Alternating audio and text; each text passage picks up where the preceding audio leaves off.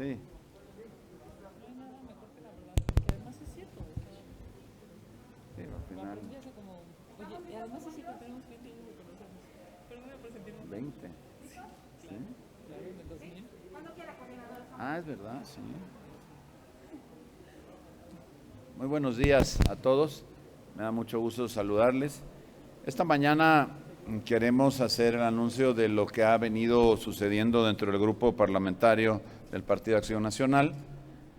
Y tengo el gusto, y también, por qué no decirlo, el orgullo, de poder hoy anunciar que quien nos acompañará en la vicecoordinación del grupo parlamentario es una persona que conozco hace casi 21 años. Pues en la Lides del PAN, ahí nos hemos encontrado en distintos momentos, siempre hemos coincidido en los proyectos, por fortuna, y en esta ocasión pues estamos coincidiendo también en este proyecto que en ningún caso es menor. Hemos decidido, y ha sido anunciado ya a todos los integrantes del grupo parlamentario del Partido Acción Nacional, a las senadoras y a los senadores, a todos, y no ha habido una sola objeción para que la senadora Kenia López Rabadán pueda ser la vicecoordinadora del grupo parlamentario y que nos acompañe en estos trabajos en donde se necesita gente capacitada, gente con experiencia, con lealtad al partido y con mucho amor a México. Y desde luego con la agenda que ella también trae, que tiene que ver pues con todo el tema de mujeres y la defensa de los derechos humanos y todo, que tanto hoy requiere nuestro país. Así que es para mí un orgullo poderla presentar.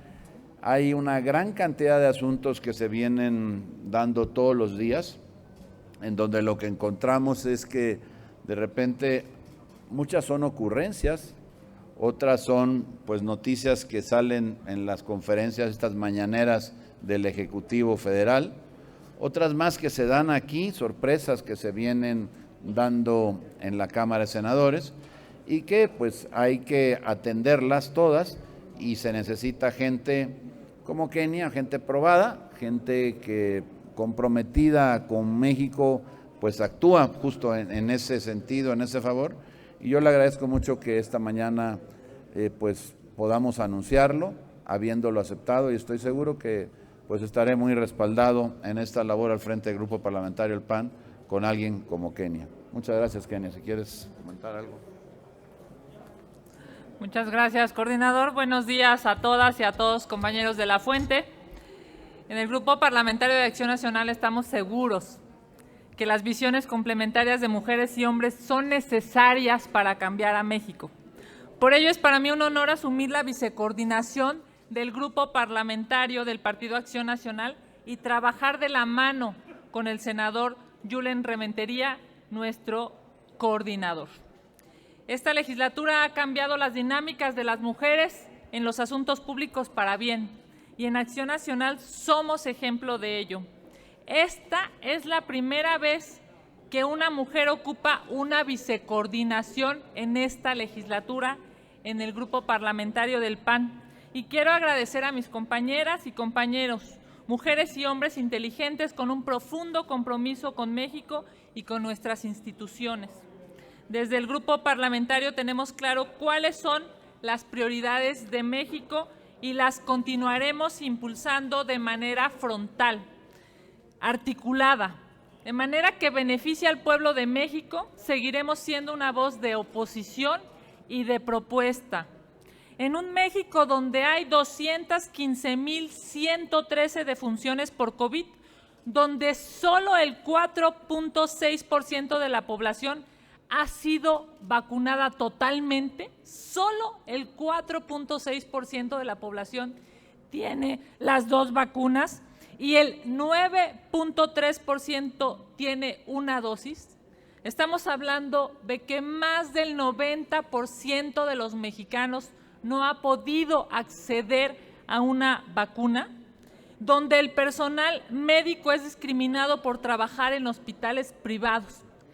Es necesario en este México que haya una oposición firme, una oposición responsable. Se cometen más de 94 homicidios dolosos al día y mueren más de 11 mujeres de forma violenta en nuestro país. Es en este país en donde se requiere una oposición seria, una oposición responsable. Donde se han perdido más de 676,000 empleos formales, se requiere también una oposición firme, una oposición inteligente, una oposición que continúe dando el debate, y aquí estaremos haciéndolo desde el grupo parlamentario con la inteligencia de mis compañeras y compañeros, con un profundo amor a nuestro país. Gracias, querido coordinador, por este espacio donde trabajaremos de la mano, como lo hemos hecho siempre. Efectivamente, tiene más de 20 años, tenemos más de 20 años de conocernos. Estaremos trabajando de frente y con responsabilidad, como este espacio de la vicecoordinación lo requiere. Lo haremos todos los días con inteligencia y con amor. Muchísimas gracias, coordinador. Si nos permiten, tenemos algunas preguntas de los compañeros de la fuente. La primera pregunta sería de Leticia Robles de la Rosa, de Excelsior. Buenos días, senadores, senadora. Quisiera conocer si la senadora va a ser como vicecoordinadora integrante de la Junta de Coordinación Política, o ahí en esa posición se mantendrá la senadora Josefina Vázquez Mota, porque regularmente pasa que la vicecoordinación pasa para allá. Y dos, le quiero preguntar, senadora Kenia, con toda franqueza y sin asuntos que puedan ofender al senador, pero le quiero preguntar, las senadoras de Morena son la mayoría. Por primera vez en la historia, más del 50% de los integrantes del grupo parlamentario del PAN son mayoría, pero no les dieron la coordinación a las mujeres. ¿Cree usted que su partido todavía no está preparado para que una mujer coordine las tareas del Senado de la República? Y al senador Yulén, le quiero preguntar, senador, ¿hay posibilidades de que el Pleno realmente procese los nombramientos que están pendientes? Entiendo que todavía no hay construcción de los votos suficientes de las 2/3 partes en todos los nombramientos que están enlistados para poderse ver esta semana. Muchas gracias. Empezaré por la primera y contestaré la última. La otra se la dejaré aquí a Kenia. La primera, lo que se tiene decidido hasta ahora, de momento no hay, se espera hacer cambios, es que nos siga acompañando en la Junta de Coordinación Política, como lo ha venido haciendo hasta ahora la senadora Josefina Vázquez Mota. Lo decía yo hace un rato, hay muchísimas tareas en las que se tiene que acompañar en la coordinación, en las que tenemos que hacer trabajos, tanto en el Pleno como en las decisiones de comisiones, como en la acompañada de reuniones, que igual que la Junta de Coordinación Política son muy importantes. Entonces, de momento no hay un cambio que esté previsto hacerse ahí. Sin embargo, esto, bueno, tiene que ir caminando. La decisión hoy es hasta ahí, es esta. En el tercer tema que se decía de los acuerdos, si va a haber, se está trabajando en ello. La verdad es que hasta este momento no los hay. No hay acuerdos en todos los temas que se pretende llevar a cabo en los nombramientos. Entonces, hay por ahí también un compromiso del grupo mayoritario que al parecer no quieren cumplir. Entonces está trabajando en la posibilidad de llegar a esos acuerdos. Ha habido hasta ahora, lo tengo que decir, por parte del líder de la mayoría la disposición a platicarlo y a tratar de consensarlo. Yo espero que así se dé, porque eso es algo vital en política. El poder honrar los acuerdos permite precisamente alcanzar otros para que podamos vayando en esta negociación, que es parte de la política, el negociar, el consensar, pues el rescatar a partir de las diferencias lo que sea común y lograr los objetivos. Hoy estamos ante esa posibilidad. Disculpe, senador, esta parte que no quiere honrar, digamos, la mayoría, ¿tiene que ver con la integración de la Comisión Permanente del Congreso de la Unión? No, es otro tema. Es uno de las decisiones que se tendrían que dar por 2/3 partes. Pero bueno, yo espero que alcancemos ese acuerdo, porque no quiero denunciar algo que no ha sucedido todavía, pero bueno, estamos todavía en esos temas, tratando de que se honre el acuerdo que se tenía, y si es así, bueno, pues estaremos todos en paz.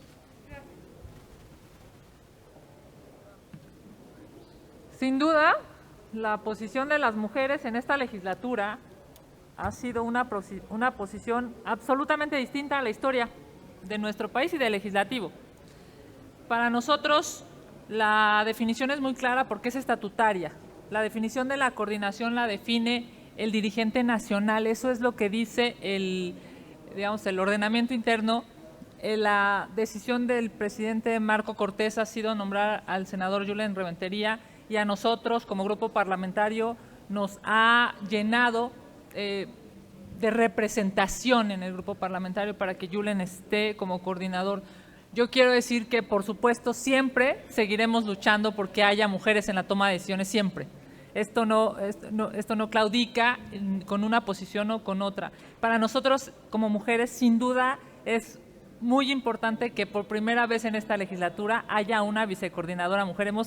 El coordinador es el cuarto coordinador en esta legislatura y es la primera vez que hay una vicecoordinadora mujer, y la verdad es que quiero hacerlo público y agradecerle a Julen porque se necesita una visión de género para poder reconocer que hay mujeres en el grupo parlamentario, y agradecer a mis compañeras. Yo platicaba hoy en la mañana con ellos y les decía, yo soy feminista en el PAN desde hace muchos años, cuando ser feminista no era como el tema, ¿no? Era incluso disruptivo, era en algunas ocasiones poco entendible. Hoy el mundo nos ha demostrado que ser feminista tiene que ver con un tema de justicia para las mujeres, y a mí me da muchísimo gusto ser la primera vicecoordinadora mujer en esta legislatura, que por cierto está a punto de concluir. Nada más decirte en los temas del cierre, estamos resolviendo 9 de 10 consejeros de la CNDH que tienen que resolverse por 2/3 partes. Se requieren acuerdos políticos y no se requiere agandalle de la mayoría. Venimos de una elección en donde la presidenta de la CNDH llegó con lo que nosotros hemos argumentado, 2 votos robados. Así es que esperemos que haya mesura y templanza y pluralidad en la elección de los 9 consejeros. Histórico, nunca se habían elegido esta cantidad de consejeros que requieren 2/3 partes. Hay grandes perfiles que vale la pena no ideologizar, sino poner a las mejores personas. El segundo tema es la Comisión Ejecutiva de Atención a Víctimas, que también requiere 2/3 partes y que es una terna enviada por el presidente de la República, y que evidentemente estamos hablando de una institución absolutamente lastimada, digamos, en términos presupuestales. Lleva meses sin tener una titular o un titular, que lo que sucedió con la última titular fue un golpeteo desde la Presidencia de la República, que me parece que se necesita que haya igual una visión plural para poder acompañar en lo posible, y ojalá aspiracionalmente por unanimidad a la mejor o al mejor de la terna. Y tercero, sin duda, nosotros seguiremos solicitando que el reconocimiento Elvia Carrillo Puerto no sea un agandalle de Morena en una comisión en donde tienen mayoría, pero no tienen las 2/3 partes del Pleno. Se requiere consensos, porque reconocer a una mujer en este país debe ser importante en términos de acuerdos. Nosotros estamos solicitando que haya una pluralidad en esos reconocimientos. No hay mujeres solamente de izquierda o solamente de derecha o solamente de centro, o a favor del derecho de las mujeres a decidir sobre su cuerpo o en contra de este derecho. No, hay mujeres diversas. En el país hay mujeres de distintas visiones y de distintas posiciones, y eso debe ser reconocido en el premio Elvia Carrillo Puerto. Hacerlo distinto me parece que sería muy lamentable para esta legislatura, para este Senado de la República, en donde debería de privilegiarse los acuerdos, sobre todo en los temas de género. Como ustedes recordarán, el PAN, el PRI y Movimiento Ciudadano nos salimos de la Comisión de Igualdad para no acompañar los dictámenes que se aprobaron. Es necesario que haya mesura y que haya un entendimiento plural para que porque estamos hablando de reconocimientos de 2 años, para que esos 2 reconocimientos puedan estar acompañados de la mejor manera y que no haya un debate lastimoso, diría yo, en el Pleno. Muchas gracias. Félix Muñiz les pregunta ahora. ¿Qué tal, senadores? Muy buenos días. Hay mis respuestas, se las dejo en equidad de género. Son varias. La primera, ya es la última semana de esta legislatura y no sé, marihuana ya no salió, si van a presentar paquete de controversias por lo de hidrocarburos, ¿en qué va a quedar? Y si la próxima legislatura viene cambiado la composición de la Cámara de Diputados, ¿qué va a pasar con esas iniciativas? ¿Se van a retomar o cuál sería el escenario? La otra pregunta es sobre estas declaraciones que ha hecho el presidente sobre si no apoyan a Saldívar para que se quede 2 años más, serían corruptos. Y también lo que el presidente está haciendo en cuanto a las vacunas, parece ser que va a donar 1 millón de vacunas a la India. No sé si es candil de la calle y oscuridad de su casa. Gracias. Son varias, como decías. Yo empezaría por comentar respecto, bueno, sí, esa legislatura está por acabar, hay algunos temas que están todavía sin resolver. Me parece que habrá que esperar en el término de estos meses cuál va a ser, o de estas semanas, porque es lo que falta para la elección, cuál va a ser la nueva, o cuál sería la proyección de la nueva Cámara de Diputados y su composición, y cómo se podría llevar a cabo. Los temas me parece que son diversos, hay que encontrar la manera en la que podamos conseguir los acuerdos que más beneficien a México. Hay cosas muy importantes. Esto que mencionas, por ejemplo, del presidente fustigando, diría yo, amenazando, porque así lo tendríamos que decir, a los ministros de la Corte, aquellos que no voten a favor de Saldívar serán considerados pues corruptos o que apoyan la corrupción, me parece algo terrible. Desde el Ejecutivo Federal, lanzar ese tipo de amenazas y proponer esos adjetivos a quienes se encargan de conducir los trabajos de la Administración de la Justicia al máximo nivel en este país, y dicho de voz del presidente, es algo verdaderamente que prende todas las alarmas del país. Pareciera que lo que él quiere es que se haga su santa voluntad. Y en este México, que aspira a seguir viviendo en democracia, por cierto, democracia que le permitió a él llegar al cargo en el que está, lo que menos puede pasar es que simplemente cancelemos la posibilidad de que esta división de poderes se pudiera llegar a extinguir.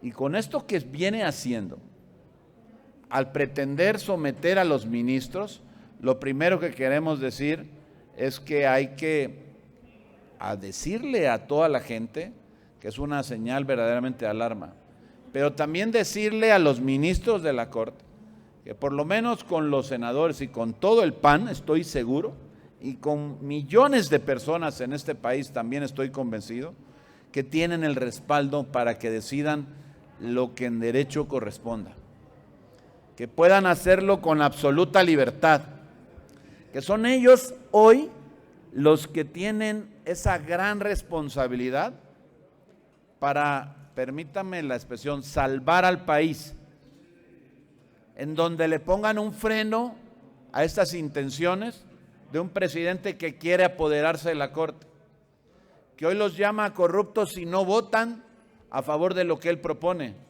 ¿Cómo puede pasar eso? Hoy son ellos los que tienen en sus manos la posibilidad de dignificar la verdadera separación de poderes. Yo realmente los conmino a que así lo hagan, y entonces podrían ser considerados hasta héroes de la democracia. Necesitamos gente ahí en la Corte que diga basta ya de intromisiones de nadie, ni del mismísimo presidente. No se puede permitir. Tiene que resolverse como corresponda, con la absoluta libertad de los ministros y no bajo presiones o amenazas. A eso aspiramos, y de ser así, por lo obvio del tema, sabemos cuál es la respuesta. No prosperará esta reforma que amplió el plazo al ministro presidente y también a los miembros del Consejo de la Judicatura, y habrá sido para bien de México, estoy seguro. las vacunas que va a donar, no sé si la senadora Kenia me pueda contestar.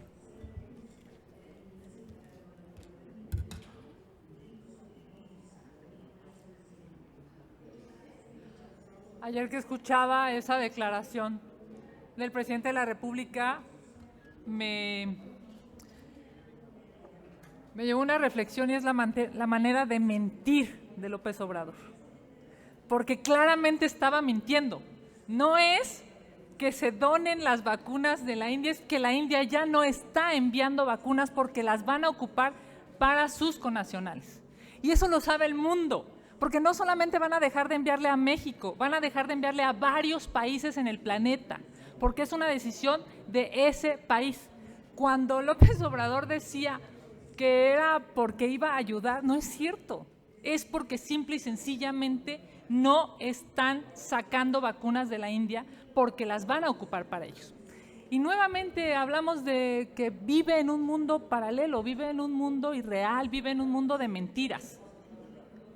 Escuchar una mentira de ese tamaño, como si no hubiera información internacional, cuando se supo con antelación que la India ya no iba a mandar vacunas, y él mentir de esa manera nos obliga a reflexionar qué tipo de información se emite en una mañanera, y es verdaderamente vergonzosa.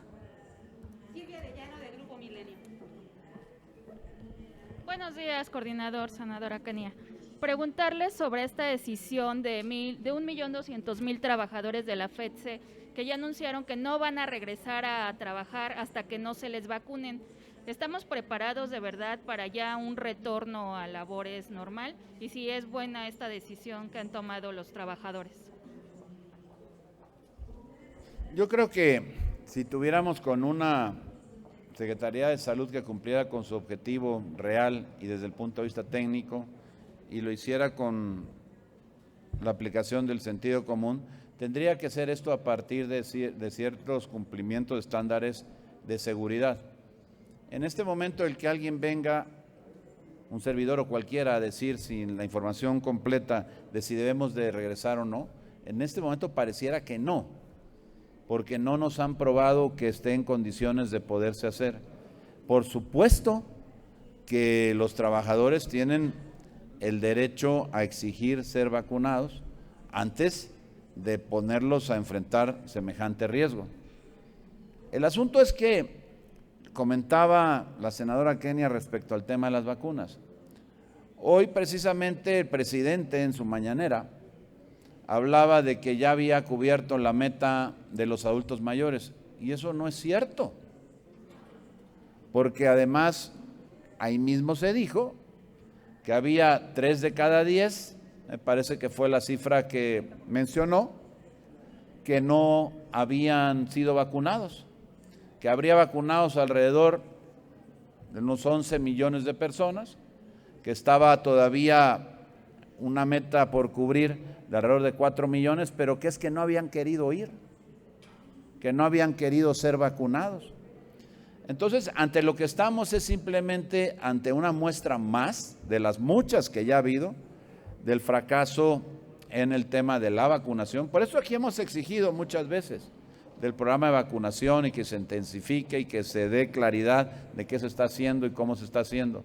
Se molestan las compañeras y los compañeros de Morena y de sus aliados, pero es la verdad, no hay certeza de nada, simplemente es un decir datos hoy, mañana controvertirlos y al otro día volver a decir otros, en donde por supuesto que no genera confianza.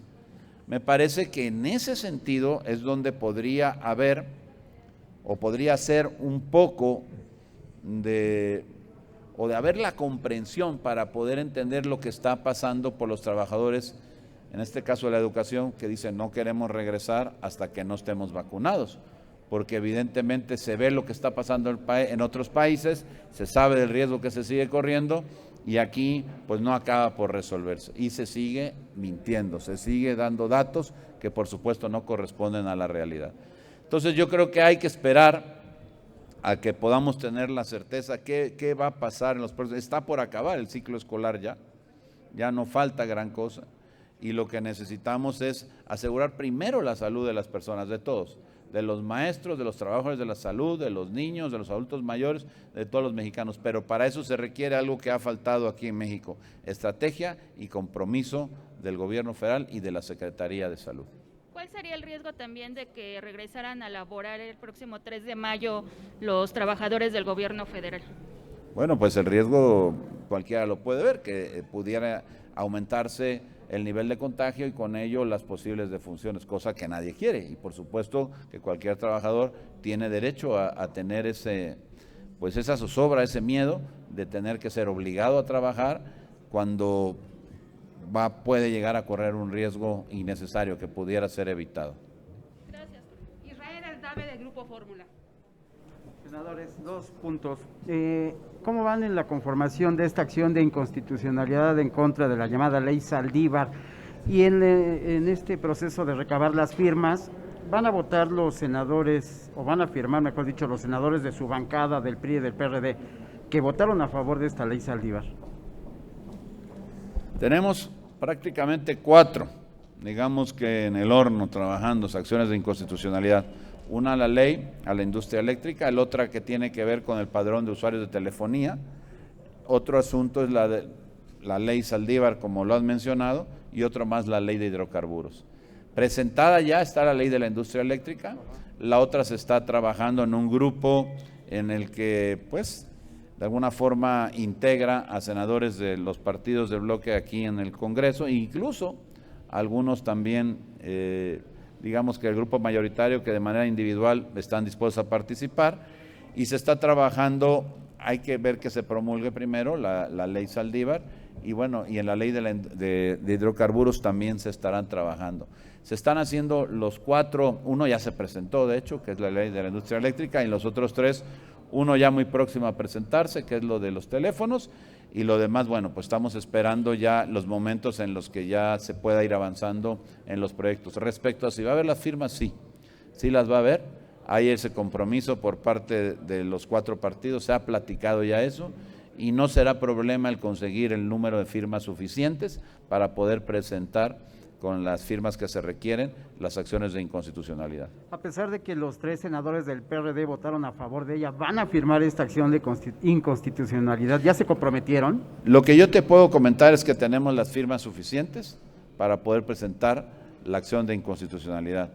Hemos tenido adhesiones y hemos tenido pláticas con todos los grupos, y en la cuenta que se ha sacado ya tenemos las firmas, el compromiso, las firmas hasta que tengamos el documento para luego poderlas plasmar. 44 firmas son, ¿eh? De hecho tenemos un poco más. Ya finalmente, en el tema de la marihuana, faltan 3 días para que venza este plazo que les dio la Suprema Corte. La Comisión de Salud no va a sesionar ya en estos días. ¿Cuál es la figura legal, la argucia, si me lo permite llamarlo así, para que el Senado, el Poder Legislativo, no caiga en falta? Pues habló de la posible solicitud de una prórroga, incluso esto lo mencionó el propio líder de la mayoría en esta Cámara. Hay algunos temas en donde, bueno, habrá que argumentar la imposibilidad. No tengo claro cuál va a ser, en todo caso, la responsabilidad que pudiera darse a la Cámara, pero evidentemente es un tema que ha venido pues platicándose mucho, que ha venido cumpliéndose y rebasándose los plazos que la propia, pues digamos que la ley ha impuesto a la Cámara de Senadores para que se dé, y lo que tendríamos que ver es cuál va a ser la resolución final. Entiendo que va por la vía de la prórroga, sin que en este momento lo pueda confirmar 100%. Gracias. La última pregunta es de Víctor Ballinas, de La Jornada. Senador, hola, buen día. Quiero preguntarle si ustedes apoyan la postura del senador Monreal de que iba a hablar con la oposición para un periodo extraordinario después de las elecciones. ¿Ya han comentado en la Junta algo de esto? Me parece que lo que hablaba él era un periodo extraordinario y mencionaba incluso reformas en materia electoral si Morena perdía, o por lo menos así salió en algunos medios, si Morena perdía en las elecciones de junio. Me parece que eso pues sería absolutamente improcedente, porque no puedes legislar en función de cómo te fue en la elección. No es algo serio, no es algo responsable. Ahora, respecto a si va a haber un periodo extraordinario o no, no se conoce, no se ha platicado y no se sabe qué temas serían los que se tocarían. Estaría por verse. Hay que ver si realmente amerita que haya este periodo extraordinario o no. En este momento no hay a la vista un tema que podría asegurarse se tenga que llevar a cabo o determinar un periodo extraordinario para tratarlo. Sería todo, coordinador, vicecoordinadora. Muchísimas gracias a los dos. Buenos días.